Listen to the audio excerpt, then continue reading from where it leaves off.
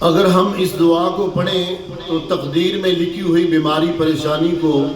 اللہ تعالیٰ دور فرما سکتے ہیں۔ حدیث پاک میں آتا ہے، حضرت ابان راوی ہیں، فرماتے ہیں عن ابان بن عثمان قال سمعت عثمان بن عفان رضی اللہ تعالی عنہ یقول سمعت رسول اللہ صلی اللہ علیہ وآلہ وسلم یقول ثلاث مرات اذا اصبح وثلاث مرات اذا امسى لم يضره شيء۔ ابان بن عثمان سے روایت ہے جو کہ تابعی ہیں، وہ کہتے ہیں کہ میں نے عثمان بن عفان رضی اللہ تعالی عنہ سے سنا، وہ کہتے ہیں میں نے رسول اللہ صلی اللہ علیہ وسلم سے سنا کہ جو شخص صبح کے وقت 3 مرتبہ یہ دعا پڑھ لیتا ہے، شام تک ہر بیماری سے، ہر پریشانی سے، ہر اچانک مصیبت سے اللہ رب العالمین اسے محفوظ فرما لیتے ہیں۔ اس حدیث کو ابان سنا رہے تھے، سننے والے نے دیکھا کہ ابان پر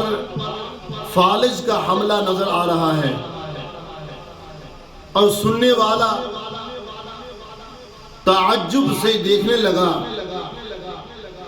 وہ کہنے لگا، اس کا مقصد یہ تھا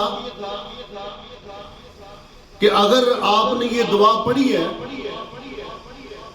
اگر اس دعا کو آپ معمول سے پڑھتے ہیں،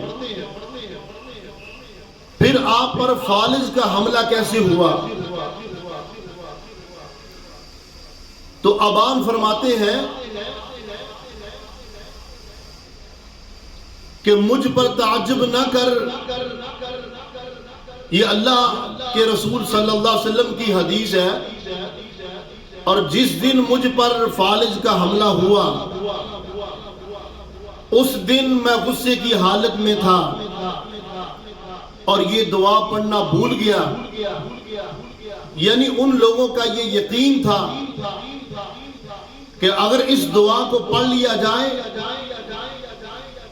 تو بندے پر اچانک بیماری، پریشانی، مصیبت نہیں آ سکتی۔ تو وہ دعا کون سی ہے؟